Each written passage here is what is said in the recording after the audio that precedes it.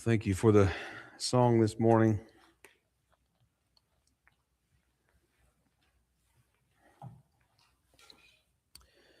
We'll be going back to Isaiah.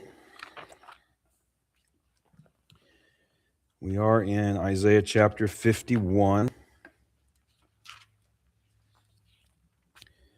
And in our series through the book of Isaiah, this is now message number 64, entitled The New Exodus. And we're going to be looking at chapter 51, and I'm going to read verses 1 to 3 as we get started. Hearken to me, ye that follow after righteousness, ye that seek the Lord. Look unto the rock whence ye are hewn, and to the hole of the pit whence ye are digged. Look unto Abraham your father, and unto Sarah that bare you, for I called him alone, and blessed him, and increased him. For the Lord shall comfort Zion, he will comfort all her waste places, and he will make her wilderness like Eden, and her desert like the garden of the Lord. Joy and gladness shall be found therein, thanksgiving and the voice of melody.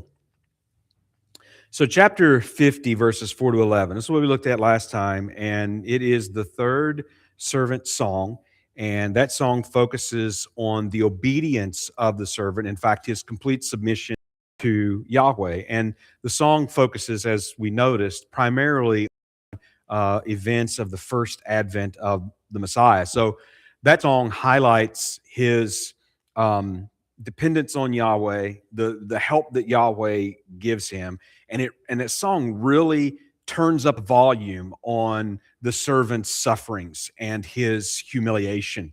However, we go on in the song to read that the Lord God justifies him, and those who oppose him will not stand. In other words, ultimately, he will be vindicated, even though we see his back being smitten, we see his beard being plucked out, all of those things that are mentioned in that song.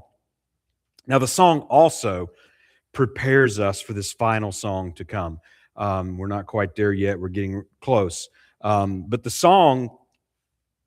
final song is where the servant's sufferings are unto death. And actually, they are explained, especially in relation to Israel.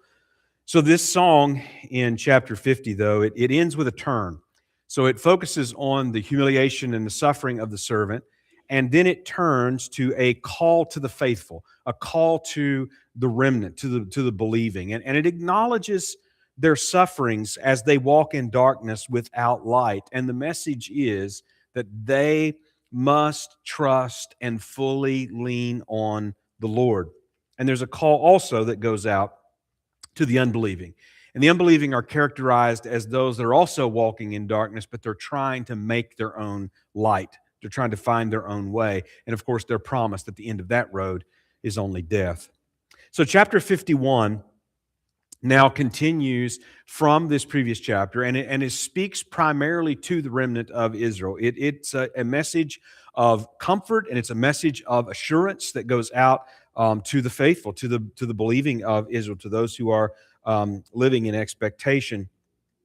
The long exile, from its very beginning, was a real existential crisis for Israel. And that is probably the most obvious in the book of Lamentations. Some of the most painful scriptures ever penned in the book of Lamentations. It caused many in Israel to question God, to question God's faithfulness, even to make accusations against him, which we saw in a previous chapter that was answered. And for many, the long exile has simply resulted in a full abandonment of any hope in God completely. Well, this chapter takes Israel back in their history to their beginnings and comforts the remnant of Israel with a very precise covenant logic that we're going to need to follow in this chapter. So we're going to look at this chapter in two parts. In verses 1 to 16, there's primarily this message of assurance and comfort for the faithful. And it's verses 17 to 23, we get a message of that coming reversal of God's wrath toward Israel. So we'll start in the first part with the comfort to the faithful. Let's look at verses 1 to 3 again. Hearken to me, ye that follow after righteousness, ye that seek the Lord. Look unto the rock whence ye are hewn, and to the hole of the pit whence ye are digged.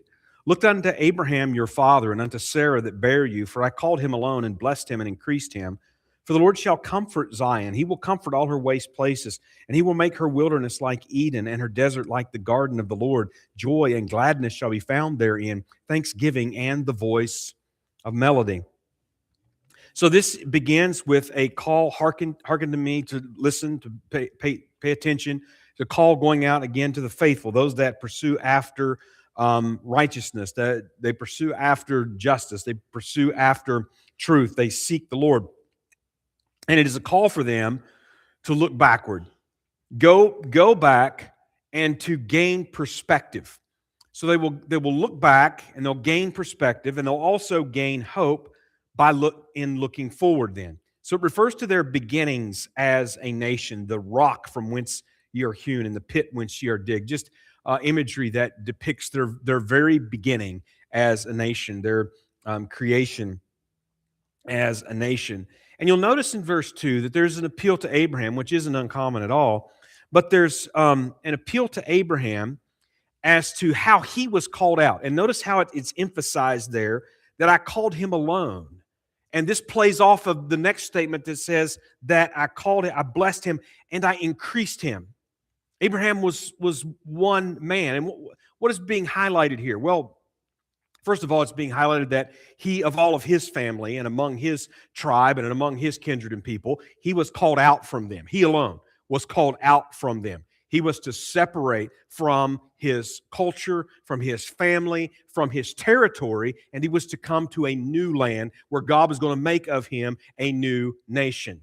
But of course, Abraham was childless. And that is a very important plot point when you are reading the book of Genesis, and a lot of time is given to that. So God would bless him to become a numerous nation. And this was done according to God's promise. And again, as you read the book of Genesis, it's almost very slow in the way that this develops this story with Abraham, God's initial call of him, his promises to him, and how those things played out over several chapters. Takes a good part of that middle part of Genesis. And so the logic that is being used in this passage, if God can bless one man to become a mighty nation, then he can bless the remnant of Israel in like manner. However, it's not really a question of God's ability. Now, we sort of naturally gravitate toward that, but it's not really a question of God's ability, of what he can or cannot do. The question is one of his promises, and whether or not his promises will be fulfilled despite the impossibility, despite the circumstances, and despite whatever it is or whomever it is that may oppose. So then we get to the mention of Sarah. Now, the mention of Abraham, again, is very common, but the mention of Sarah is just not as common. It just doesn't happen as much outside of Genesis. It does happen in a few places. But it is extremely significant then when she is mentioned, particularly here in connection with Abraham and God's promises. So it sharpens the logic of what Isaiah is assuring them of. Sarah was famously barren. So she and Abraham had been married for many years, no telling how long. Abraham was 75 years old when God called him out of Haran from his family. They'd been married for decades, no telling how long that they had been married, but all that time, they had been married without any children. And again, that continues to be emphasized. And God called them out, and then God promised a child. And even after God promised that they would have a son that was going to inherit the covenant and was going to be this line through which Abraham, these promises were going to be fulfilled, it was 25 years before he was born. It took so long that the Genesis account emphasizes the fact that essentially God had them waiting until having a son was beyond all human possibility. It was completely out of the question by the time that they're 99. Abraham is 99 years old. So then we read of how the Lord appeared to Abraham and spoke to him while Sarah listened, So just quickly here, Genesis 18, verses 11 to 14. Now Abraham and Sarah were old and well stricken in age, and it ceased to be with Sarah after the manner of women. Therefore Sarah laughed within herself, saying, After I am waxed old, shall I have pleasure, my Lord being old also? And the Lord said unto Abraham, Wherefore did Sarah laugh, saying, Shall I of a surety bear a child which am old? Is anything too hard for the Lord?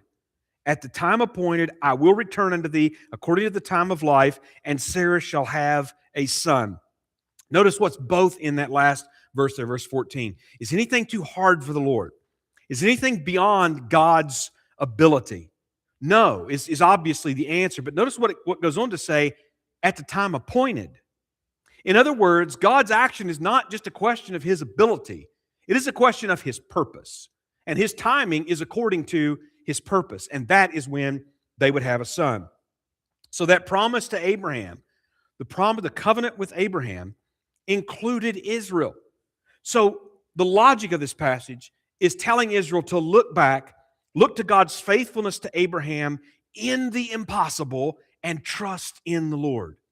In other words, in the exile, these promises looked impossible to Israel. Jerusalem was destroyed. The temple was gone.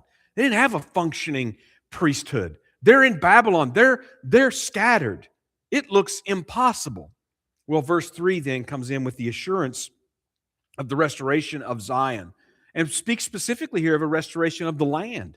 The restoration as well as a deliverance and a promise of prospering the nation. So the blessing and the promise to Abraham included a land as well as a people. And we studied the covenant to Abraham a little while back, but it's not been all that long ago. And then what do we see as a result in verse 3? The voice of melody and singing. I hope that we're starting to see a pattern here, that after this restoration leads to the singing of the new song. And this voice of melody, it's the singing of songs with instrumental accompaniment. All right, so let's continue on. Verses 4 to 6. Hearken unto me, my people, and give ear unto me, O my nation, for a law shall proceed from me, and I will make my judgment to rest for a light of the people. My righteousness is near, my salvation is gone forth, and mine arms shall judge the people. The isles shall wait upon me, and on mine arms shall they trust. Lift up your eyes to the heavens, and look upon the earth beneath, for the heavens shall vanish away like smoke, and the earth shall wax old like a garment, and they that dwell therein shall die in like manner. But my salvation shall be forever, and my righteousness shall not be abolished. So we see here that the center of Messiah's reign essentially is pointed to in Zion, this restored Zion. And His law is going to proceed, His Torah. In other words, His word is going to go forth. This is another essentially messianic prophecy of Messiah as law giver. It's new covenant law that is being spoken of, that is going to go out in that day. Now you'll notice when God uses the possessives, my people, my nation in verse 4, people is am in the singular, and nation is the other word that's not used as much, leomi here in this case, and it's also in the singular. He refers to His arm, that His arms will judge, in reference to the Messiah's power in His coming, and His power alone. In other words, it's independent of the help of man. That God He's not going to have, nor need, nor require help from human beings in order to bring this judgment, execute this judgment, and establish His kingdom in the restoration of Zion. And according to the promise to Abraham, the blessings are going to extend to the families, the nations of the earth, the Gentiles. Genesis chapter 12, verses 1 to 3. And we have seen the threefold blessing that is promised to Abraham, to the seed nation, the nation of Israel, concerning the land of the inheritance, as well as the nations of the earth. All those come through there. And then we see His judging of the people. And this is one of those places that can be confusing, because this is actually plural. Some of the newer translations put peoples here. It is the word for nations. It is amim in the plural. He's going to judge the nations. Now you can see that from the context as well, because he mentions the isles, the coastlands, which refers to those nations that are really to the furthest extent of sort of an Israel-centric geography. Now, verse number 6 calls for this lifting up of the eyes to heaven. Essentially, the statement here is that things are not going to just continue as they are. Israel in a long exile is in many cases just abandoning all hope. Things are never, these prophecies, the Messiah is not coming, these prophecies are not going to be true. This is never going to happen. And the desolation of Israel, it's not always going to be that way. And that's what the promise is giving. This refers to this time of restoration, this time at the end, the last of days, the end of this age. And we get also this refrain, you noticed here in verse 6 that gets repeated, essentially that God's essentially saying that God's word is not going to fail. Now look at verses 7 to 8. Hearken unto me, ye that know righteousness, the people in whose heart is my law. Fear ye not the reproach of men, neither be ye afraid of their revilings. For the moth shall eat them up like a garment, and the worm shall eat them like wool. But my righteousness shall be forever, and my salvation from generation to generation. So Israel is not to fret and worry over their enemies. In other words, this exile judgment is going to be one of humiliation, of Israel being despised, of being oppressed, of being attacked, of all of these. This is just going to be continual throughout this long exile.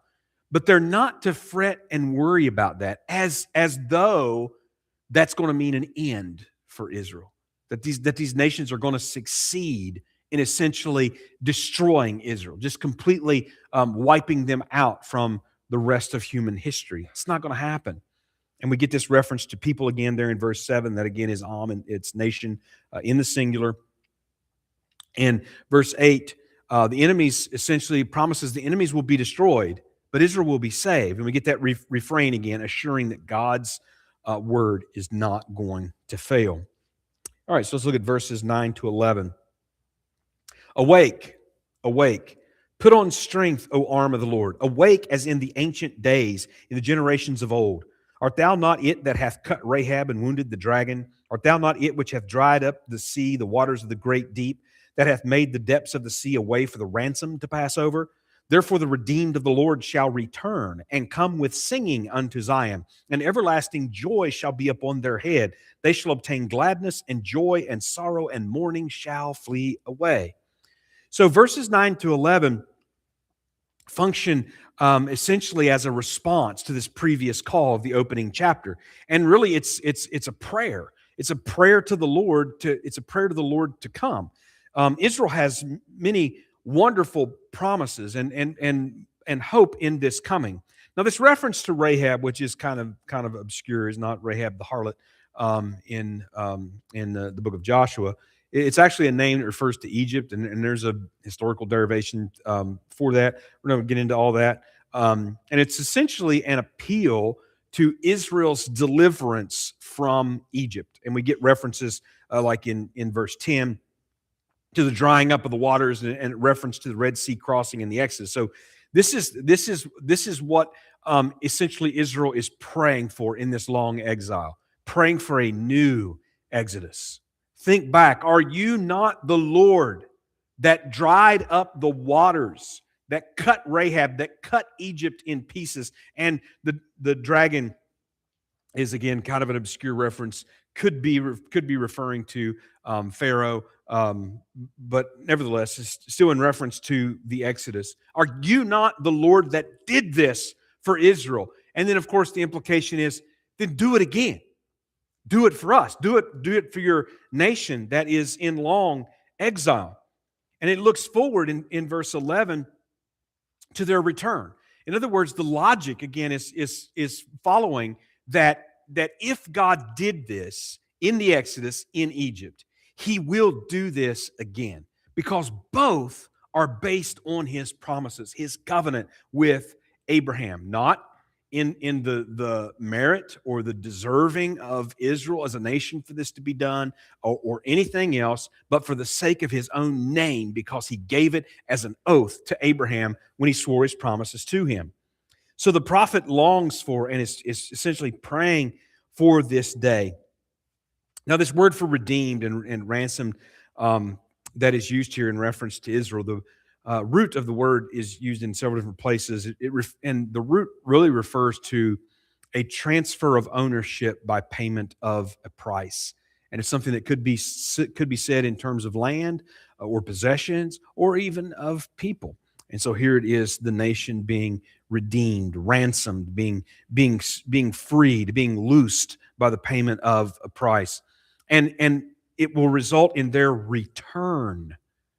They're coming back to, is what the word means. Coming back to where? Back to Zion, and coming with singing once again. So here again, we get reference to the Exodus. We get reference to the Red Sea crossing and what happened there, the singing of the old song in Exodus chapter number 15. We get a prayer that looks back to that and then looks forward to the new Exodus that will be the gathering of Israel from among all the nations and their restoration. And that anticipates the new song. They will return with joy. Now, even when we looked at the old song quite a while back when we were in Exodus chapter 15, verses 17 and 18, thou shalt bring them in and plant them in the mountain of thine inheritance, in the place, O Lord, which thou hast made for thee to dwell, in the sanctuary, O Lord, which thy hands have established. The Lord shall reign forever and ever. In other words, that's part of what Moses sang after the crossing of the Red Sea, which anticipates actually the new Exodus and the restoration of the nation. Those are good verses 12 to 16 now. I, even I, am he that comforteth you. Who art thou that thou shouldest be afraid of a man that shall die, and of the Son of Man which shall be made as grass? And forgettest the Lord thy Maker, that has stretched forth the heavens and laid the foundations of the earth, and has feared continually every day because of the fury of the oppressor, as if he were ready to destroy? And where is the fury of the oppressor? The captive exile hasteneth that he may be loosed, and that he should not die in the pit, nor that his bread should fail. But I am the Lord thy God that divided the sea, whose waves roared. The Lord of hosts is his name. And I have put my words in thy mouth, and I have covered thee in the shadow of mine hand, that I may plant the heavens, and lay the foundations of the earth, and say unto Zion, thou art my people. So this is as like the answer to that prayer that we saw in the previous verses. And God essentially answers that he comforts. He is the one, he's the consoler of his people. And the point is providing us with this contrast. There are two voices that are speaking to Israel. God is speaking to Israel, and man and the nations are speaking to Israel. And the word to Israel is that God speaks truth, and God speaks comfort. And the words of men make them afraid, but they are not to fear. Why should they listen to the scoffers and the skeptics who say God has forsaken them or he's powerless? And what does God say? Are you going to listen to a man who dies? Are you going to listen to a man who dies, who has no power to bring about his own word? He is very limited. He does not know and cannot declare the future. In other words, a man may boast about what he's going to do, but the reality is he can't make that happen. He may try, but if it does come about, it's not because of his doing. His life is brief, it's fading, and he does not control history. God has declared all of these things concerning Israel, and he is greater than all. Listening to man in verse 13 essentially causes them to forget the Lord. Having fear over the words of men that oppose God, that oppose his word, having fear, listening to that, heeding that, causes one to forget the Lord, their maker or creator, which again points back to their beginnings. And we've studied how Isaiah uses terms of creation and making and forming in relation to Israel, and how those emphasize not only that God has created them, brought them into existence, but he has also made and formed them. He has a purpose for them that he is executing. Verse 14, that he shows them the enemy's inability to execute their plans, even if they have the prisoner in the pit. It doesn't mean that they're able to bring that to fruition. And the contrast then in verse 15 asks, Why? That they would listen more to feeble men than to God. God's mighty power has been a constant assurance of the surety of his promises, referring again to the Red Sea deliverance. And verse 16 goes on to speak of his purpose for Israel. Putting the words in the mouth, most likely a reference to the Messiah. It's a little uncertain, but we get references like that beginning back in Deuteronomy chapter 18 and verse number 18 when Moses prophesied that God was going to raise another prophet to them whose word that he would put in his mouth. Isaiah chapter 50 and verse 4 we just looked at recently speaks of this as well in relation to the Messiah. But his protection of Israel, the shadow of his hand covering them, means that they'll not be destroyed from the earth. Now, that shadow covering is covenantal imagery. It points to concealing from destruction. We had a reference to it back in chapter 49 and verse 2. Sometimes it's expressed in a little bit different imagery, the shadow of the wings, famously in Ruth chapter 2 and verse 12, but also appears in Exodus and Deuteronomy, which is actually the source of that imagery, and is repeated several times in the Psalms in relation to covenant trust in the Lord. And the planting of the heavens and the earth, the laying of the foundation, is referring to his bringing order, to his creation and of his restoration of the creation. That creation that has been ruptured by sin and the fall and the curse is going to be restored. And so the one who initially created it is the one who will set it back in order, is what he's saying, and particularly the land of Israel, that Zion may be established and the people, which again, a reference to my people, that he will say. Remember the word, the Lord spoke and it was so in the creation.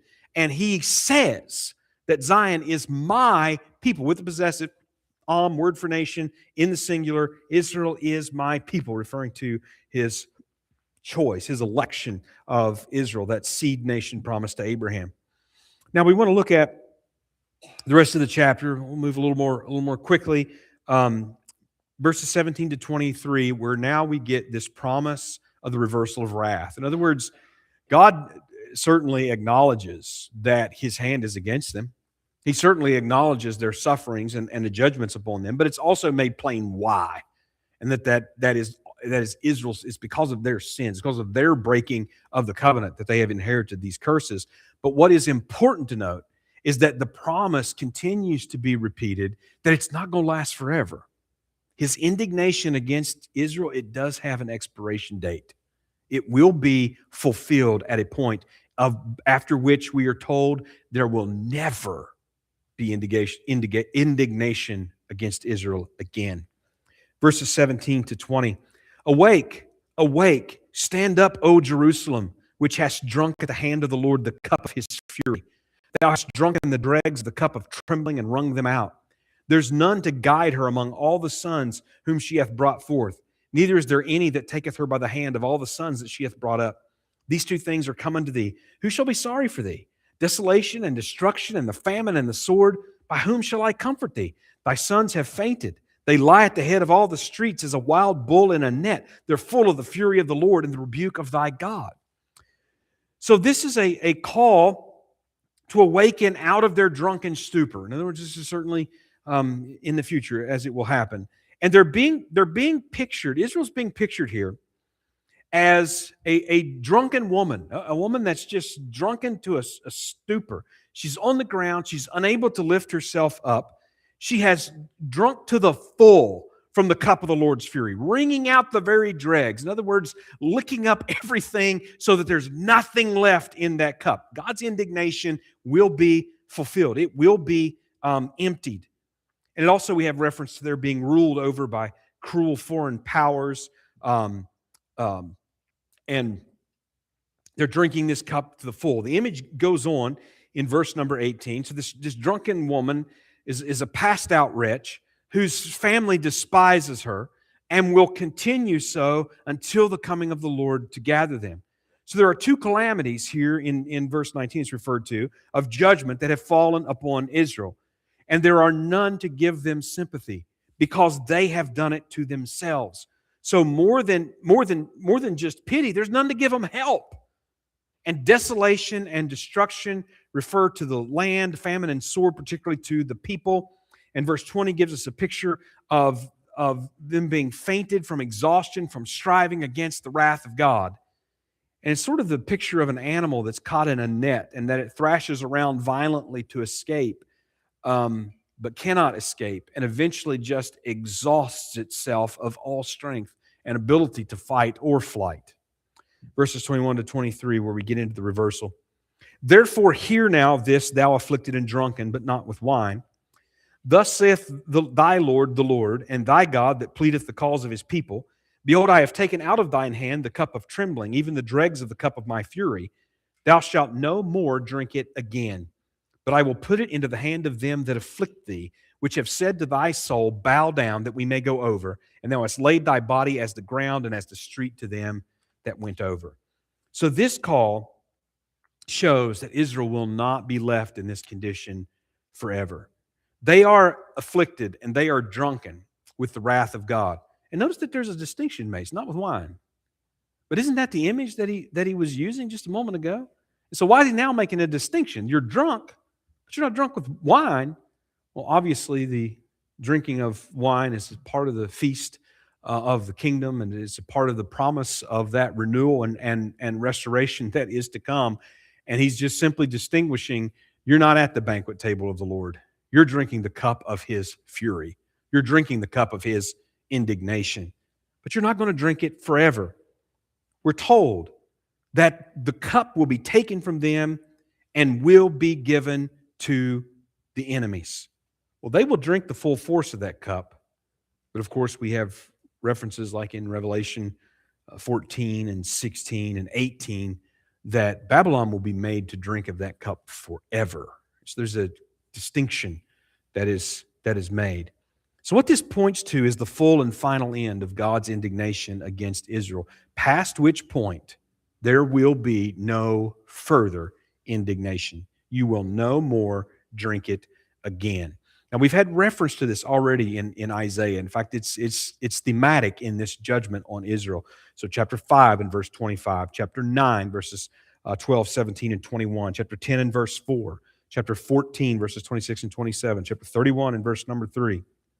And so what do we learn about this indignation against Israel? That it will end.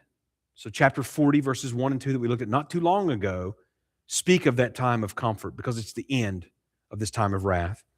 We're told in Daniel chapter 8 and verse 19 that this will last until the end. There's an appointed end, an appointed time, and it will last until then. It will last until it is accomplished. God's purpose in it is accomplished, Daniel 11:36, and that the kingdom will follow after. That's Daniel chapter 7 and verse 27. So the chapter ends that those that oppressed Israel will be judged.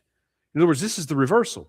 The wrath will be taken from Israel and will be turned to the enemies. And again, we've seen references to this in chapters 10 and 33 and 35 and chapter 49 in Isaiah.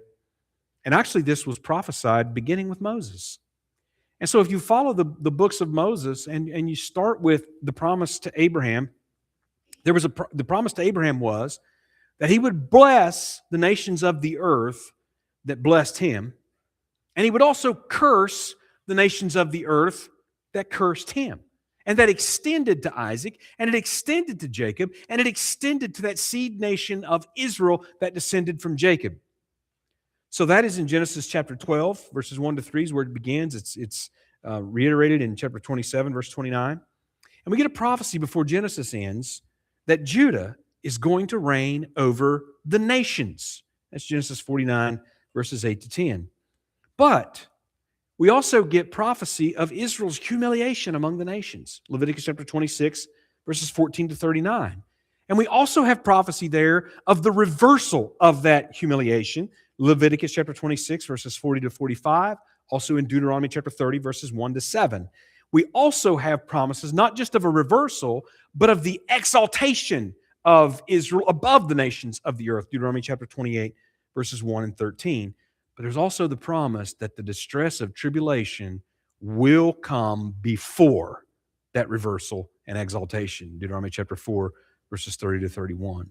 So again, Isaiah prophesying completely in line with what was established from the very beginning of the Bible concerning Israel and God's purpose in history.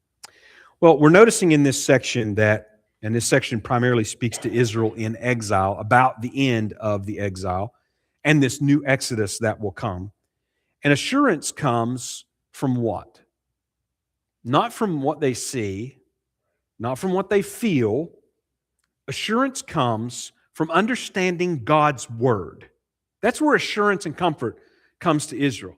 They are told to look back to God's promises to Abraham and even Sarah, from which they come. Look at how he's kept his word. Look at the Exodus and the Red Sea crossing, and look how he has kept his word until now. So the logic is that God has a purpose, and repeatedly Israel is assured that nothing will be able to prevent his purpose being accomplished. Now, we today, we are of the nations. And we need to understand that we are also part of the promises to Abraham. Not because we become Israel or something, but as the nations of the earth. We will be blessed through Abraham. That's a part of the promise. So Israel has some very specific promises in the covenant to Abraham. But God has promised also to bless all nations of the earth through him and through them. And so when tribulation comes upon this earth, it will be, there's a twofold purpose of this tribulation. It will be a purging of Israel so that the wicked and unbelieving will be destroyed, the remnant will be preserved and ultimately converted and restored, and also a judgment of the nations. But what is the basis of that judgment of the nations? Well, places like Matthew 25, as well as many prophecies, and exactly what we just read here in this chapter make it very plain. They're going to be judged as to whether they have blessed or cursed Israel. That's how they're going to be judged. That's why the tribulation is coming upon this world. Now, the exile of Israel is long. It is long, still continuing. But deliverance will come. And this means rich blessings beyond comprehension for everyone who trusts in Jesus Christ. Everyone. So we don't want to lose sight of the fact that in the day-to-day of life, we are constantly confronted with distressing news. Sometimes it's personal. Sometimes it affects our family or other loved ones that are very close to us, and very alarming and distressing. Sometimes it's news in the broader world that's just continually distressing. Sometimes you wonder, is there any good news in the world to be heard? And of course there is. It's called the gospel.